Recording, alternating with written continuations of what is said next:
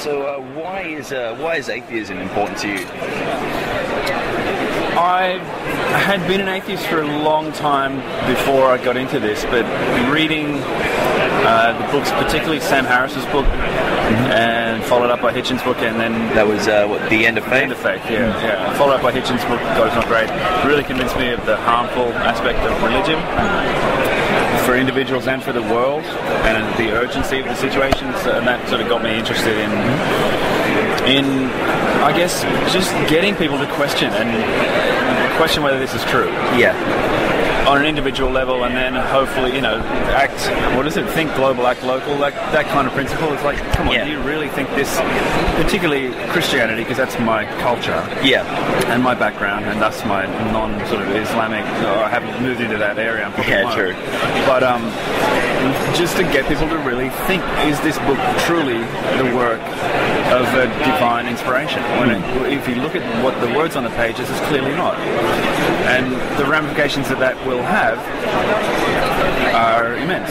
If everybody would just be confronted with these questions.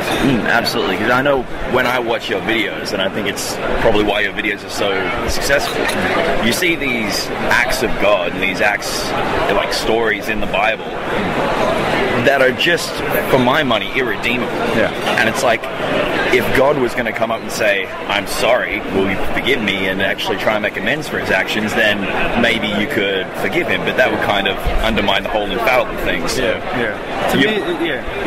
I know what you're saying. To me, I'm not concerned about whether there is a God or whether there's not a God. That's not even an issue for me, and Dawkins talks a lot about that, and others too, obviously. I kind of switch off. To me, that's not the pertinent issue. It's whether this book in particular, because that's what the theists want us to do. Like, they're not deists.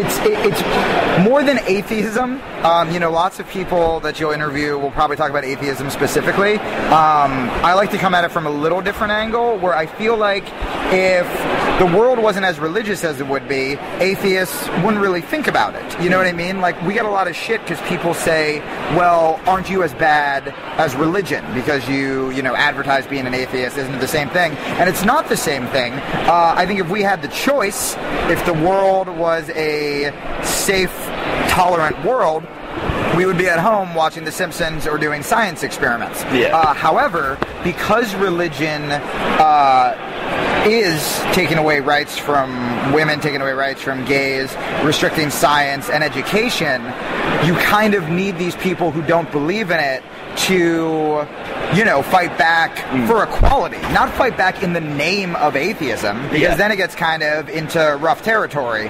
But just fight for equality, fight for gay rights, fight for women's rights, take care of the environment, take care of the poor. Some of these things, oddly enough, were said in the Bible. Some of them were not. And so, if it has, so we kind of have to organize, because if we didn't organize, the religious right are so powerful that they get everything done. Same thing's happening, take it out of religion, same thing's happening with the Democrats right now. We have the majority in America, we have the president, Obama, and Obama's still pushing a right-wing agenda because Democrats stay home, Democrats are more apathetic, and right-wing people are up at 6 in the morning to be fucking crazy, but they're being crazy, they're unified in it. Yeah, and they're all loud saying the same thing over and over. Totally, they're unified and crazy. And whereas liberals tend to be more fractured because they actually like to have a discussion and actually go to the effort. Right, it's very there are all different kinds of causes. We can't find one cause. I'm at an atheism convention with why is atheism important to you? What's important to me is truth, right? And so, that's what scientists have drummed into them all the time, is critical thinking, the truth, these good goals to work for, and atheism just represents the truth against the lies of religion. That's simple. Simple enough? Yeah. What do you think is the purpose of an event like this? Basically, what are we all doing here? Oh, there's a lot of purposes. I mean, one is just showing solidarity, meeting our people, our community, strengthening those bonds, making a showing to the public, that Australia needs to know that atheists can organize. Yeah. And even if they won't give us any financial support, we're going to organize anyway.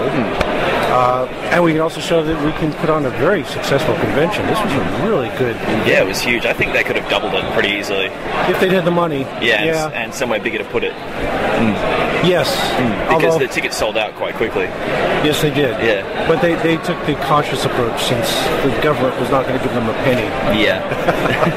And I suppose they didn't really know how it was going to turn out before they started, yeah. But it was huge,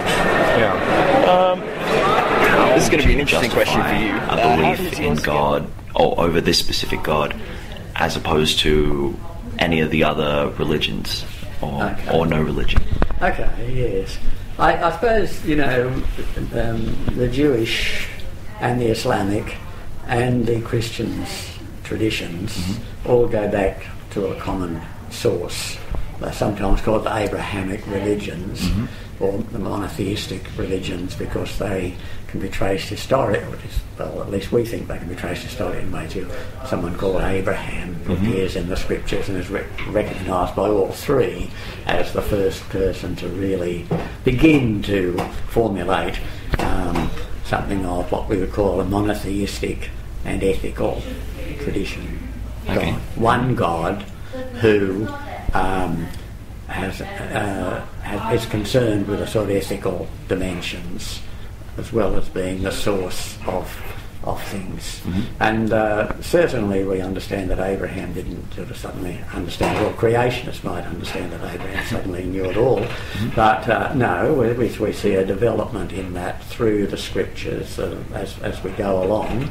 The idea develops and grows, and through it, human experience and so on, it is expanded and deepened, and then it goes in different directions. I think the Islamic tradition emphasises the unity and the power of God, Allah, and the Jewish tradition emphasises his special concern for the Jewish people.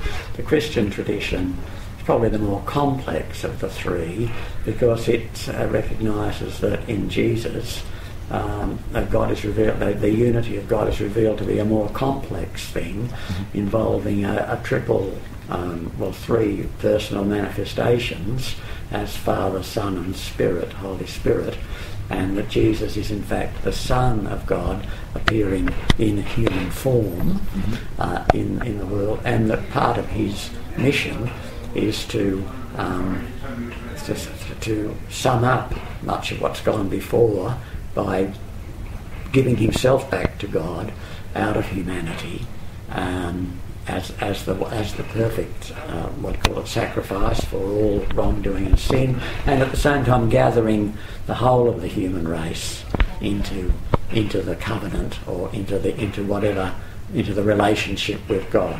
Okay. So it makes Christianity a universal religion, which at the same time claims that all the sort of sacrifices and things that were offered in the Old Testament period are all brought to a head and fulfilment in the life of Jesus, and that it is seen then that the essence of the thing is to respond to God the Father with the kind of love and so on that a son ought to have for his Father, and to bring the whole human race into a sharing of that relationship of love with God the Father. That's